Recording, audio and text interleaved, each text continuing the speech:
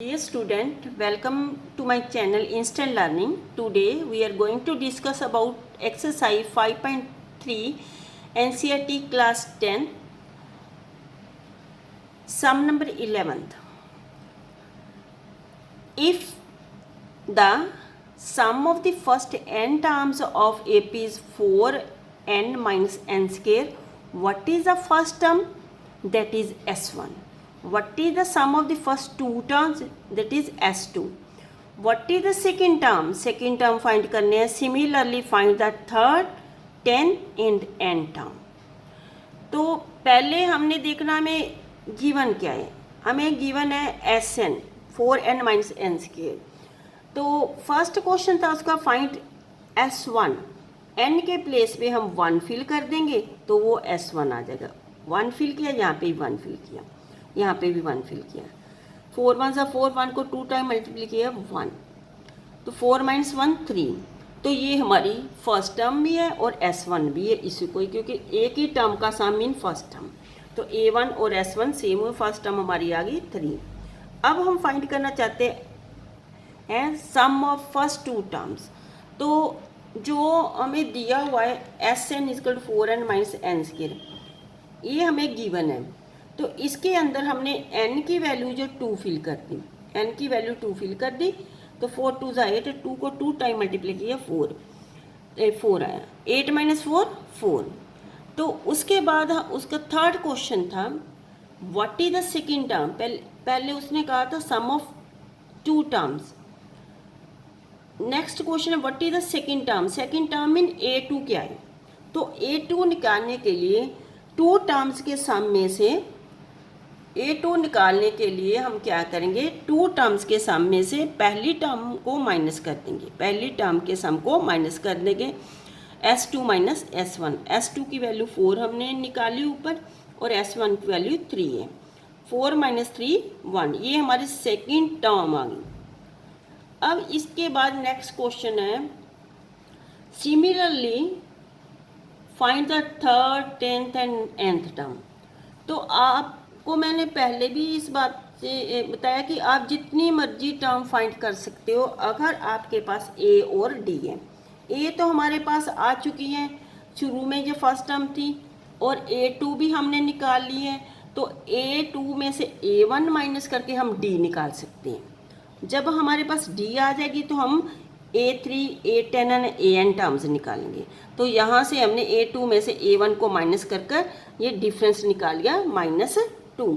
अब हमने A3, A10, AN निकालनी है.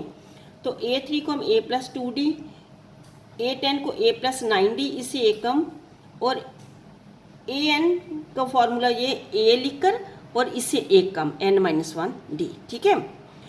तो यहाँ A की वैल्यू 3 3 फिल कर दी और D की वैल्यू -2 फिल कर दी. अब इसको सॉल्व करिए. 3 प्लस माइनस माइनस 2 2 ज़ा 4 -1, 3 प्लस माइनस 9 2 ज़ा 18. 18 में से 3 माइनस किए 15, दोनों डिफरेंट साइन है तो सब्ट्रैक्ट हो गए.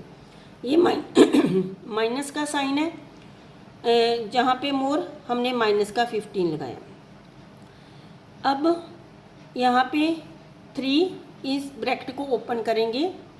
2n माइनस माइनस प्लस 2 1 ज़ा 2, 3 plus 2 5, 5 minus 2 n. Now sum number 12 find the sum of the first 40 positive integer divisible by 6. 6 से डिवाइड होने वाले पहले जो है 14 पॉजिटिव अपने इंटीजर्स का सम निकालना है. तो 40 पॉजिटिव इंटीजर डिविजिबल बाय 6 हम देखेंगे कौन से, उसकी लिस्ट बनाएंगे. तो 6 से वही डिवाइड होगी जो 6 के टेबल में आते होंगे. तो पहला जो 6 का टेबल में 6 1 ज़ा 6, 6 2 ज़ा 12, 6 3 ज़ा 18. 6 के टेबल में आने वाले सभी नंबर जो है 6 से डिविजिबल है. और लास्ट वाला नंबर जो है अगर आप 40 टर्म्स लिख लो तो फिर n होगा. अगर आप यहाँ पे 40 लिखा है तो आप यहाँ पे मान लो कि 40 लिखते हो तो यहाँ पे 40 टर्म्स लिखना पड़ेगा. मगर मैंने ये 6 के टेबल पे आने वाले 40 नंबर लिखने थे, ये 40 लिखा ना, इसको 6 के साथ मल्टीप्लाई करके लास्ट टर्म को फाइंड कर लिए. 40 टर्म्स है, 6 के साथ मल्टीप्लाई किया तो ये लास्ट वाली 40th टर्म्स जो है हमारे पास आ गई। तो ए हमारा 6 है, ये डी निकालने की ज़रूरत नहीं है क्योंकि हमारे पास ए एन है, तो इसकी हमें ज़रूरत नहीं पड़ेगी, इसके रहने दो। और नंबर ऑफ टर्म्स यहाँ पे उसने बोला है 40 टर्म्स का अपने सामने निकालना। ए एन जो लास्ट में टर्म है 240। एस एन का formula n/2 a + e n। तो ये क्या है, n की वैल्यू 40/2, a की वैल्यू 6, ए एन की वैल्यू 240। 240 + 6 246, 246 को 20 से मल्टीप्लाई किया 4920। अब sum number 13, find the sum of the first 15 multiples of 8। Similarly divisible mean divide होते हैं, मल्टीपल्स जो टेबल पे आते हैं तो डिवाइड भी वही होते हैं जो टेबल पे आएंगे। ऐसे मल्टीपल्स और डिवाइड जब सम आए तो आपने टेबल ही यहाँ पे लिखना। List of first 15 multiples of 8 के टेबल पे आने वाला 8 का टेबल लिखेंगे आपने। 8 1 सा 8, 8 2 सा 16, 8 3 सा 24, ऐसे अपने 8 का टेबल लिखा। 15 मल्टीपल्स है तो आपने 8 को 50 के साथ मल्टीप्लाई करके यहाँ पे लिख देना।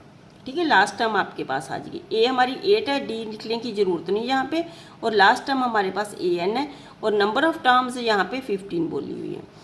तो ये A50 n हमारी 15 है, A15 हमारी 120 हो गई क्योंकि 15 टर्म्स है। एस एन का formula n/2 a + a N.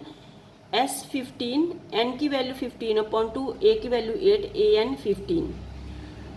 तो A15 120 हमने ऊपर निकाला हुआ। 120 + 8 128 डिवाइड बाय 2 कम्स 64। 128 को 2 से डिवाइड किया 64 है। 15 × 64 कम्स 960।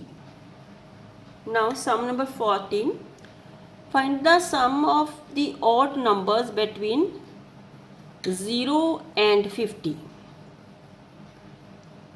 सम ऑड नंबर्स आपने देखने 0 और 50 के बीच में कितने ऑड नंबर्स आते हैं उनका सम निकालना है। List of odd numbers between 0 and 50। 0 and 50। First odd number 1, 0 के बाद फर्स्ट जो ऑड नंबर है, ठीक है, ये 2 से टेबल से नहीं डिवाइड होते हुए ऑड है। उसके बाद हमने 2 को छोड़ देना 3, एक एक नंबर छोड़ते जाओ।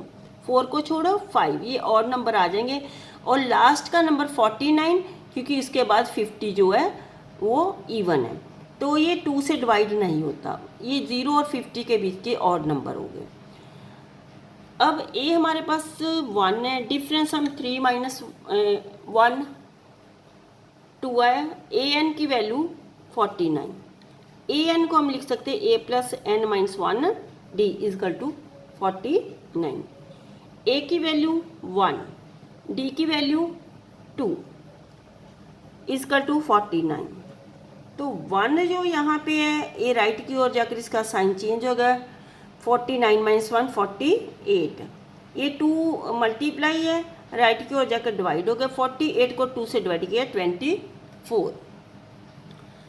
हम चाहते हैं इन जो नंबर ऑफ टर्म्स हमारी है ये 25, इनका सम निकालना चाहते हैं। तो एस एन का फॉर्मूला लगाया हमने n/2 a + ए एन, क्योंकि ए एन की वैल्यू हमारे पास 49 है जो लिस्ट बनी है हमारी ऊपर। तो ए एन की वैल्यू 49, ए की वैल्यू 1, एन की वैल्यू 25। 25/2 49 + 1 50 आया था, तो इसको 50 को 2 से जो आपने कैंसिल किया 25 आया। 25 × 25 25 को मल्टीप्लाई किया 25 से 625 हमारा आंसर आ गया। Thank you.